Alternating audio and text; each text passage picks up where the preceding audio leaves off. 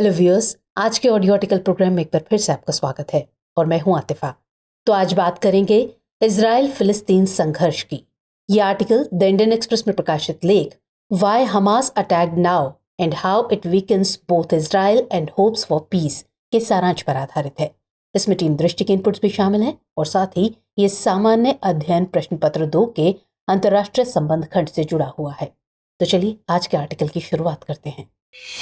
वैसे तो दुनिया में राजनीतिक और धार्मिक लड़ाइयों की एक लंबी फहरिस्त है, लेकिन ऐसा कहा जाता है कि इन लड़ाइयों की ऐतिहासिक जड़ें एशिया के मध्य पूर्व इलाके में रही हैं। हालांकि मध्य पूर्व देशों के बीच संघर्ष के पीछे धर्म को वजह समझा जाता रहा है, लेकिन सच ये है कि यहाँ धर्म की आड़ में राजनीतिक वर्चस्व की लड़ाई लड़ी जाती रही है। और मौजूदा वक्त में इजराइल फिलिस्तीन के बीच चल रहा संघर्ष भी इसी का एक उदाहरण है। जिस तरह से इजराइल और फिलिस्तीन के बीच चल रहे मौजूदा संघर्ष पर पूरी दुनिया की निगाहें टिकी हैं, उससे लग रहा है कि दुनिया का कोई भी व्यक्ति शायद ही इससे अनजान होगा। इस खूनी संघर्ष में अब तक दोनों ही पक्षों के हजारों लोगों की जानें जा चुकी हैं और इस बार संघर्ष का आगाज फिलिस्तीनी चरमपंथी गुट हमास की तरफ से हुआ है। दरअसल बीते 7 अक्टूबर को हमास ने इजराइल पर जोरदार हमला किया। हमास का यह हमला इतना जोरदार रहा कि इजराइल को संभलने का मौका भी नहीं मिल सका। इस हमले में सैकड़ों इजरायलियों के मारे जाने का अनुमान लगाया जा रहा है। वहीं इजराइल की जवाबी कार्रवाई में फिलिस्तीनी पक्ष को भारी जानमाल की क्षति का सामना करना पड़ा है। हालांकि दुनिया के कई देश दोनों ही राष्ट्रों से शांति की अपील कर चुके हैं और तत्काल संघर्ष विराम की मांग कर रहे हैं, लेकिन इस लड़ाई के जल्दी खत्म होने के आसार नजर नहीं आ रहे। दुनिया के मुस्लिम देश जहां इजराइल के खिलाफ एकजुट होते दिख रहे हैं, जिसका नेतृत्व इस्लामिक देशों के संगठन ऑर्गेनाइजेशन ऑफ इस्लामिक कोऑपरेशन यानी OIC कर रहा है, जो हमेशा से फिलिस्तीन के हितों की वकालत करता आया है। साथ ही ईरान भी फिलिस्तीन के पक्ष में खुलकर खड़ा नजर आ रहा है। वहीं दूसरी तरफ दुनिया के कई देश इजराइल के भी समर्थन में हैं। अमेरिका, जो कि इजराइल का करीबी सहयोगी देश है, वो इजराइल को सहयोग करता हुआ दिख रहा है।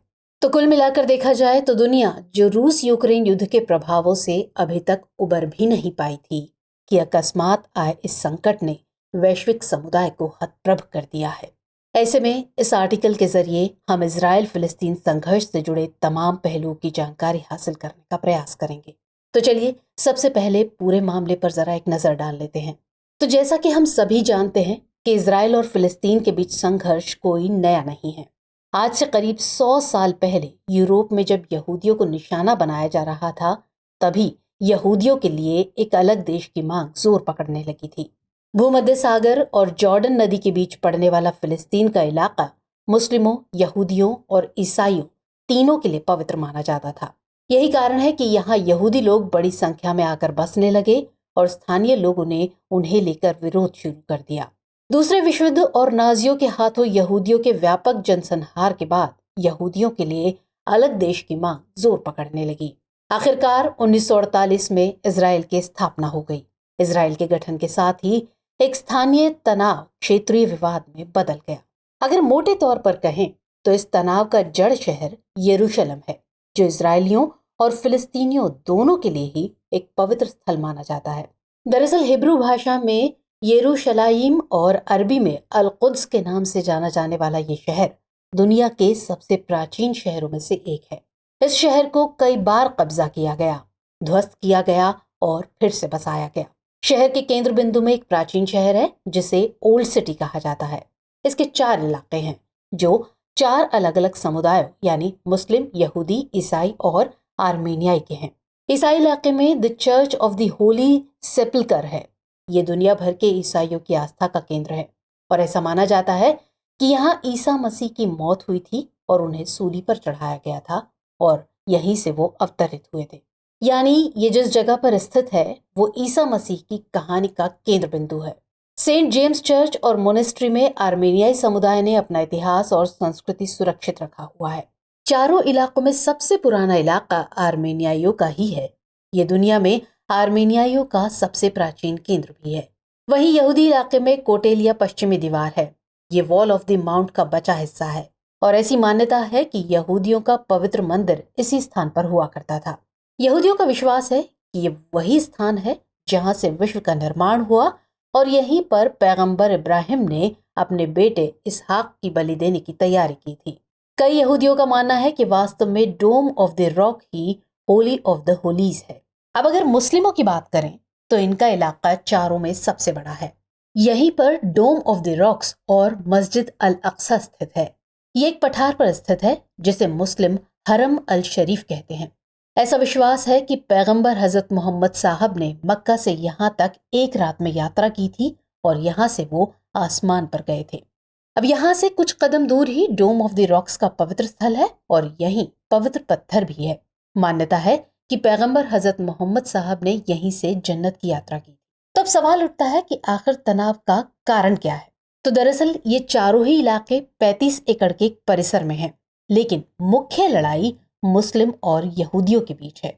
मोटे तौर पर कहें तो अल अक्सा मस्जिद ही लड़ाई की वजह है। मुस्लिम और यहूदी दोनों ही इस जगह को पवित्र मानते हैं और दोनों ही इस पर अपना अधिकार भी। 1967 की लड़ाई में पूर्वी यरूशलेम को इजराइल ने जॉर्डन से छीनकर उस पर कब्जा कर लिया था और इसी इलाके में ये अल अक्सा मस्जिद स्थित है।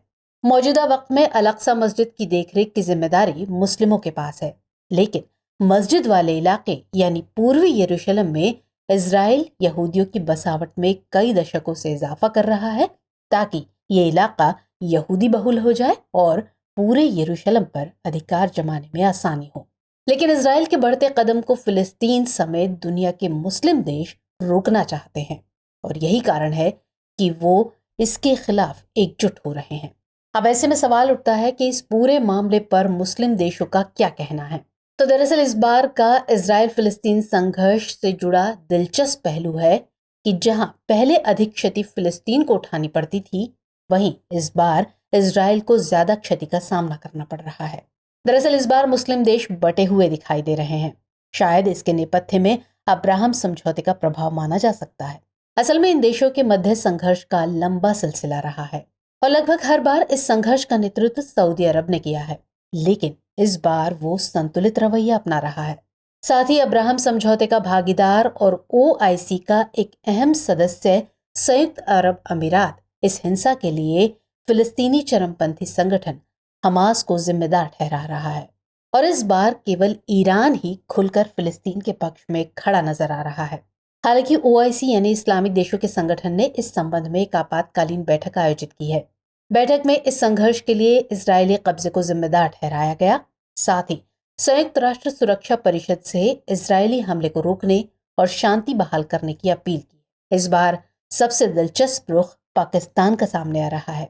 दरअसल पहले उसने इजराइल पर हमास के हमले का विरोध नहीं किया था। हालांकि उसने जवाबी हमला करने वाली इजरायली सेना की भी निंदा नहीं की थी, लेकिन अब पाकिस्तान के विदेश मंत्रालय ने फिलिस्तीन का साफ तौर पर समर्थन किया है। तो कुल मिलाकर देखा जाए तो इस्लामिक देश बटे हुए नजर आ रहे हैं। हालांकि इनके बटे हुए होने की कई वजह हैं। असल में सऊदी अरब का इजराइल के साथ राजनयिक संबंध नहीं है, लेकिन तुर्की का संबंध है। UAE और बहरीन के भी इजराइल के साथ राजनयिक रिश्ते हैं। हालांकि तुर्की ने इजराइल से रिश्ते कायम करने के लिए UAE और बहरीन की आलोचना की थी, जबकि खुद तुर्की के इजराइल से राजनयिक संबंध है। तुर्की इजराइल को मान्यता देने वाला पहला मुस्लिम बहुल देश था। इसके अलावा इन देशों के बीच आपसी तनातनी भी एक बड़ी समस्या है। दरअसल जहां तुर्की और सऊदी अरब में मुस्लिम दुनिया का नेतृत्व करने का मुकाबला है, वहीं ईरान और सऊदी अरब के रिश्ते में चौड़ी खाई है। मोटे तौर पर कहें तो मुस्लिम देशों का इजराइल के खिलाफ एक साथ आना आसान नहीं है और यही कारण है कि दुनिया के मुस्लिम देश इजराइल के खिलाफ अब तक कोई कार्रवाई करने में नाकाम रहे हैं। चलिए मुस्लिम देशों के बाद अब इस पूरे मामले पर अमेरिका के रुख को समझते हैं। अमेरिका पूरी तरह से इजराइल के पक्ष में खड़ा नजर आ रहा है। इसकी वजह है कि अमेरिका के इजराइल के साथ बेहतर संबंध रहे हैं। हमेशा ही वो इजराइल की हथियार और पैसों से मदद करता रहा है। न केवल अमेरिकी सरकार बल्कि अमेरिकी जनता का एक बड़ा धड़ा इजराइल समर्थक है। अब थोड़ा और पीछे जाएं और राष्ट्रपति डोनाल्ड ट्रंप के कार्यकाल को याद करें तो पता चलेगा कि उस दौरान पूर्वी यरूशलेम में इजराइल को किस हद तक छूट दी गई थी। दरअसल डोनाल्ड ट्रंप ने यरूशलेम को इजराइल की आधिकारिक राजधानी तक घोषित कर दिया था। अमेरिका ने अपना दूतावास तेल अवीव से हटाकर यरूशलेम स्थानांतरित कर लिया। इससे दोनों देशों के रिश्तों को नई जिंदगी मिली। हालांकि ऐसा माना जा रहा है कि अगर इस संघर्ष में रुकावट नहीं आई तो दुनिया की शांति के सामने कई प्रकार की विकट परिस्थितियां खड़ी हो सकती हैं। लिहाजा अमेरिकी सरकार को मजबूर होकर लंबे समय से चले आ रहे इस संघर्ष पर गहराई से विचार करना पड़ सकता है। अब इस सब के बाद ये सवाल उठता है कि पूरे प्रकरण में आखिर भारत कहाँ खड़ा है। गौर करें तो इजराइल फिलिस्तीन के मुद्दे पर दुनिया के देश बटे हुए दिख रहे हैं, लेकिन कुछ ऐसे भी देश हैं जो फिलिस्तीन और इजराइल किसी भी तरफ झुकाव नहीं दिखाना चाहते हैं। वो देश इस मुद्दे पर संतुलित राय रखते हैं और भारत भी इन्हीं देशों में से एक है। हालांकि भारत फिलिस्तीन का हमेशा से समर्थन करता रहा है, लेकिन वो किसी भी आतंकी कार्रवाई का विरोध करता रहा है। और चूंकि इस बार फिलिस्तीन के चरमपंथी गुट हमास ने हमला किया है और साथ ही कई नृशंस घटनाओं को भी अंजाम दिया है, तो ऐसे में भारत मानवीय लिहाज से इजराइल के पक्ष में खड़ा नजर आ रहा है। हालांकि इससे पहले दोनों देशों के मध्य होने वाले संघर्ष के दौरान सुरक्षा परिषद में भारत के दूत टीएस तिरुमूर्ति ने भारत का रुख स्पष्ट करते हुए कहा था कि भारत फिलिस्तीनियों की जायज मांग का समर्थन करता है और 2 राष्ट्र के सिद्धांत को लेकर वचनबद्ध है। ऐसे में सवाल उठता है कि भारत को दोनों देशों के बीच आखिर किस प्रकार संतुलित रवैया अपनाना चाहिए, क्योंकि दोनों ही देशों के साथ भारत के अच्छे संबंध रहे हैं और फिलिस्तीन से तो इजराइल से भी पुराने संबंध है और मौजूदा वक्त में भारत और इजराइल के बीच रक्षा सौदों में बढ़ोतरी हुई है। 70 सालों में नरेंद्र मोदी इजराइल का दौरा करने वाले पहले भारतीय प्रधानमंत्री बने। प्रधानमंत्री मोदी और इजरायली प्रधानमंत्री बेंजामिन नेतन्याहू के बीच कई मुलाकातें हो चुकी हैं। वहीं दूसरी तरफ फिलिस्तीनी लोगों के प्रति हमेशा ही भारत की नीति सहानुभूतिपूर्ण रही है। भारत के विदेश मंत्रालय के अनुसार फिलिस्तीन मुद्दे पर भारत का समर्थन देश की विदेश नीति का एक अभिन्न अंग है। साल 1974 में भारत फिलिस्तीन मुक्ति संगठन को फिलिस्तीनी लोगों के वैध प्रतिनिधि के रूप में मान्यता देने वाला पहला गैर अरब देश बना था। 1996 में भारत ने गाजा में अपना प्रतिनिधि कार्यालय खोला, जिसे बाद में 2003 में रामल्ला में स्थानांतरित कर दिया गया। अनेक बहुपक्षीय मंचों पर भी भारत ने फिलिस्तीनी मुद्दे को समर्थन देने में सक्रिय भूमिका निभाई है। साथ ही अरब देशों के साथ भी भारत के बहुत अच्छे संबंध हैं और सभी अरब देश एकजुटता के साथ फिलिस्तीन का समर्थन करते हैं। ऐसे में भारत असमंजस की स्थिति में है। यही कारण है कि भारत किसी भी पक्ष को नाराज नहीं करना चाहता और कूटनीतिक सूझबूझ के साथ संतुलन बनाने का प्रयास कर रहा है। भारत ऐसा इसलिए भी कर रहा है कि भारत की इसमें कोई सीधी हिस्सेदारी नहीं है और वो जमीनी तौर पर इस संघर्ष पर कोई प्रभाव नहीं डाल सकता है। भारत जो संतुलन की बात कर रहा है उसके लिए इससे ज्यादा कुछ कहने की संभावना भी नहीं है, क्योंकि वहां जो हो रहा है वो एक ऐतिहासिक समस्या है और दोनों पक्षों की अपनी अपनी जरूरतें हैं। लिहाजा भारत शांतिपूर्ण समाधान की अपील करते हुए रचनात्मक रुख ही अपनाए रखना चाहता है। अब ऐसे में सवाल है कि आगे की राह क्या हो सकती है। तो गौरतलब है कि अक्टूबर 2016 में यूनेस्को की कार्यकारी बोर्ड ने एक विवादित प्रस्ताव को पारित करते हुए यरूशलेम में अल-अक्सा मस्जिद पर यहूदियों के दावे को खारिज कर दिया था। यूनेस्को की कार्यकारी समिति ने इस प्रस्ताव को पास भी किया था। प्रस्ताव में कहा गया था कि अल-अक्सा मस्जिद पर मुस्लिमों का अधिकार है और यहूदियों से उसका कोई ऐतिहासिक संबंध नहीं है। और अगर यहाँ गौर करें तो पूरी दुनिया भी इजराइल द्वारा 1967 में हथियाए गए पूर्वी यरूशलेम पर से अपना दावा छोड़ने की बात करती है, यानी 1967 से पहले वाली स्थिति को बहाल करने की अपील करती है। अभी सुरक्षा परिषद में भारत ने भी इसे दोहराया है, लेकिन यरूशलेम अपनी जिद पर अड़ा है। अब यहाँ पर यह भी समझना होगा कि जब हम फिलिस्तीन का नाम लेते हैं तो इसमें 2 प्रांत हैं। एक को वेस्ट बैंक कहते हैं जो पूर्वी यरूशलेम वाला हिस्सा है और दूसरा है गाजा पट्टी। वेस्ट बैंक पर पैलेस्टीनियन नेशनल अथॉरिटी शासन करती है, जबकि गाजा पर हमास शासन करता है, जो कि एक फिलिस्तीनी इस्लामी राजनीतिक संगठन है। इसे अमेरिका और यूरोपीय यूनियन चरमपंथी गुट मानते हैं, लेकिन दुनिया के कई देश ऐसा नहीं मानते। जानकारों की माने तो स्थायी शांति के लिए इजराइल को फिलिस्तीनियों की संप्रभुता स्वीकार कर लेनी चाहिए, जिसमें हमास भी शामिल है। लेकिन इजराइल का कहना है कि वो फिलिस्तीन से तब तक बात नहीं करेगा जब तक वहां की सरकार हमास का साथ नहीं छोड़ देती। हालांकि जानकार इसे इजराइल के एक बहाने के तौर पर देखते हैं, क्योंकि इजराइल सरकार भी जानती है कि ऐसा मुमकिन नहीं है। ऐसे में इजराइल को न केवल फिलिस्तीन पर हमला करने का मौका मिलेगा, बल्कि वो मुस्लिम बहुल इलाके वेस्ट बैंक में ज्यादा से ज्यादा यहूदियों को बसा सके। ऐसा करके इजराइल ज्यादा से ज्यादा जमीन पर अपना दावा कर सकेगा। हालांकि जानकार कहते हैं कि उसे गाजा से नाकेबंदी खत्म कर लेनी चाहिए और पूर्वी यरूशलेम से पाबंदियां भी उठा लेनी चाहिए। दूसरी तरफ फिलिस्तीनी गुटों को स्थायी शांति के लिए हिंसा का रास्ता छोड़ना होगा और इजराइल को स्वीकार करना होगा।